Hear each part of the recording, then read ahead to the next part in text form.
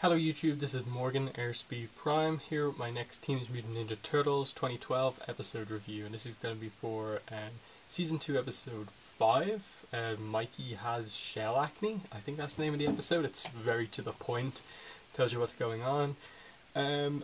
Based on the title going into this episode, I really wasn't expecting much.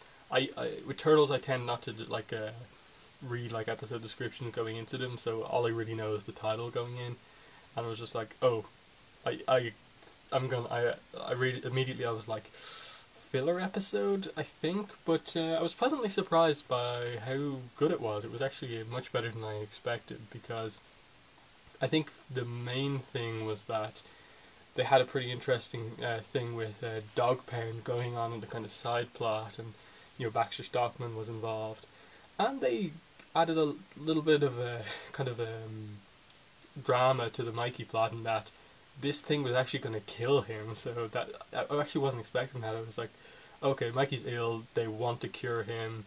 It's not like insanely bad, but yeah. Sorry sorry about that. But so yeah, I like that they added in that thing, that they added drama to it. It's not just the acne. He's sprinkled himself with mutagen and is kind of badly infected now. He's basically going to turn into a Zit. It was a bit definitely odd, the explanation that they gave, but Nickelodeon show, the way they did the comedy in this show, it made sense, so I like that. So yeah, it wasn't one of the best of the season. I still think the first episode and the last one were probably some of the best, and then the one with Karian, it was good. Really, the only lower down episode was the one with the squirrels, and I think this one was the one above that, and maybe it's below the other three. But good, yeah, it's good. Issues again, April's kind of coming in and out of the story when I really want her to be kind of main character, especially after they introduced Casey Jones last episode and they set up the whole Donatello thing, the love triangle kind of. I wanted a bit more on that, and the fact that it wasn't mentioned at all just brings me back to my big point that I have about this show, and that this show really needs to decide if it's going to be this kind of serialized, each episode adds on to the next one, or are they trying to do more episodic stuff where each episode is its own thing.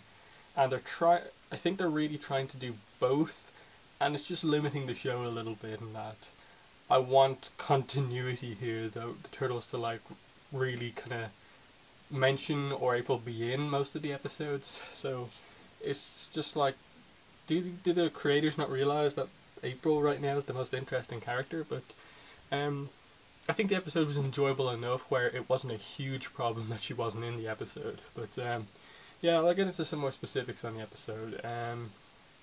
It was an interesting way to start it, I suppose, with the turtles epically trying to make the breakfast and it's just not working, and you can sort of tell that if Mikey was doing those kind of epic things, he probably would have got them, because he kind of has that kind of lucky kind of skill based stuff. And then we see him wake up and he has the acne on his head. He discovers it and is like, oh no, I'm not beautiful anymore. And from there you get the reveal that he has acne, and then they come back and you sprinkled mutagen on yourself as kind of skincare cream. Like, what?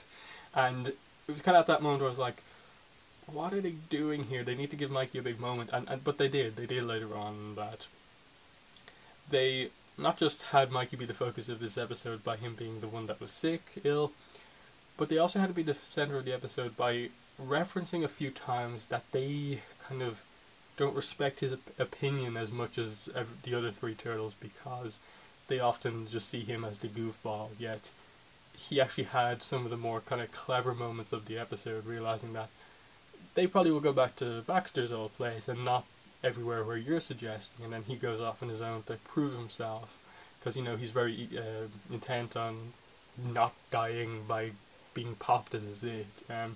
So I like that they gave him that kind of character moment in what could have otherwise been a maybe sort of damsel in distress type thing, where the other turtles just had to protect him and save him.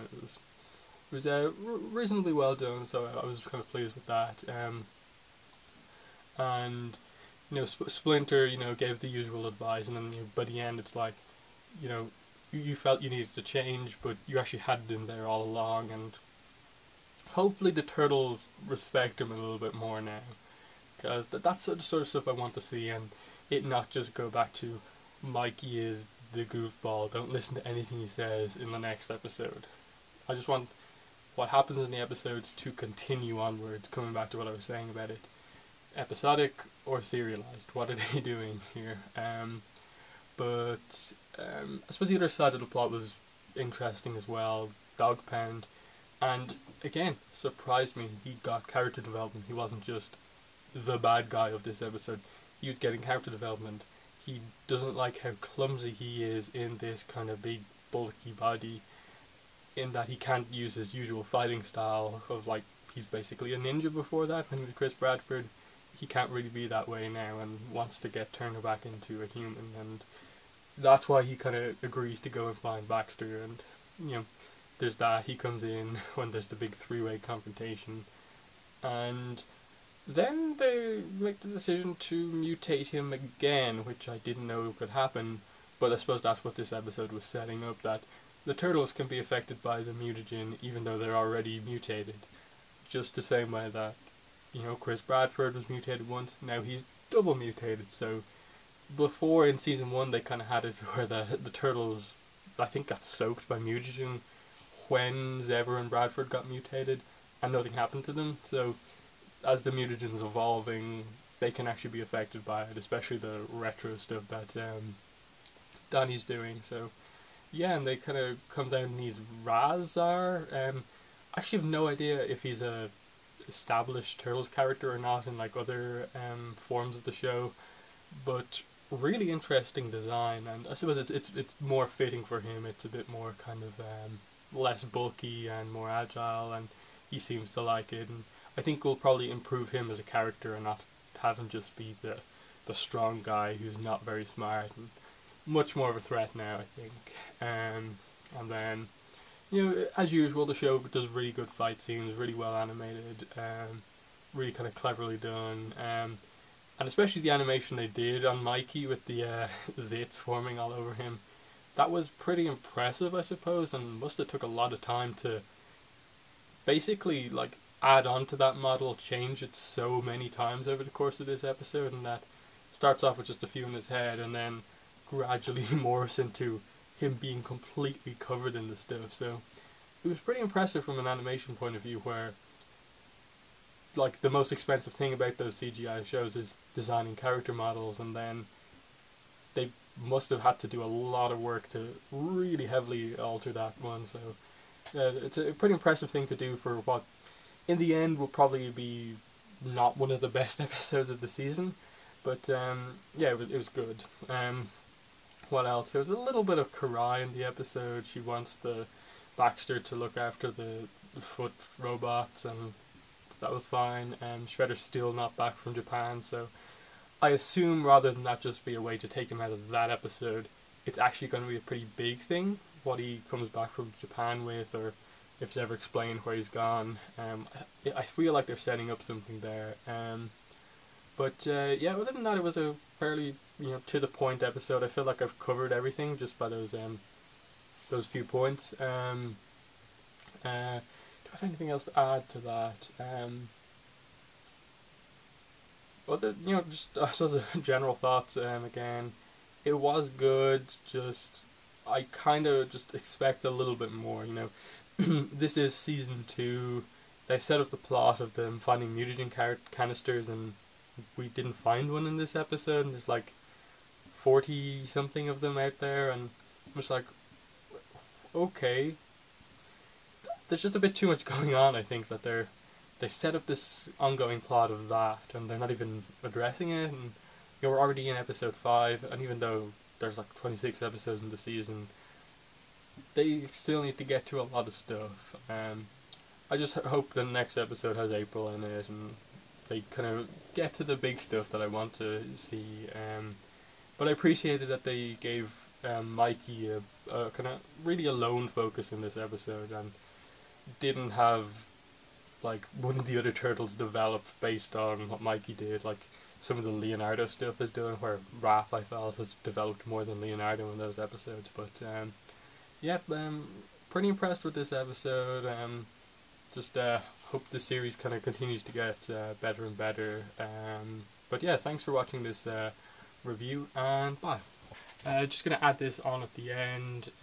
My plan for videos for, I suppose, the rest of the week, going onwards a little bit. Next video planned is probably tomorrow, a Korra news update video. Just there's a few little things I want to cover. Then I will review the final 2 episodes of Korra, Darkness Falls and Light in the Dark, probably Thursday or Friday, just to kind of get those out of the way, because I've got some big stuff coming up. Did 2 podcasts over the weekend. There's going to be a podcast next week. After that, to finish up the roundtables. There's that series that I've kind of been teasing that I'm going to talk about. Probably, maybe maybe at the weekend, maybe next week I'll kind of start doing that. But I still have to do some more preparation on that. And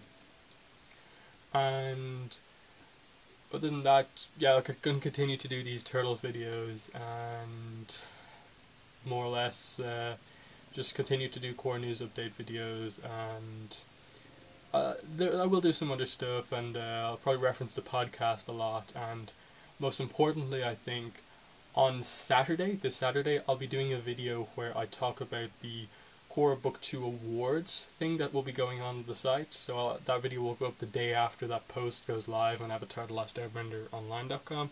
I'm just going to talk about it, get everyone involved, because it was a big thing when we did with Book 1. It was really popular, a lot of people loved it, and we're definitely doing it again for Book 2, so look out for that video on Saturday.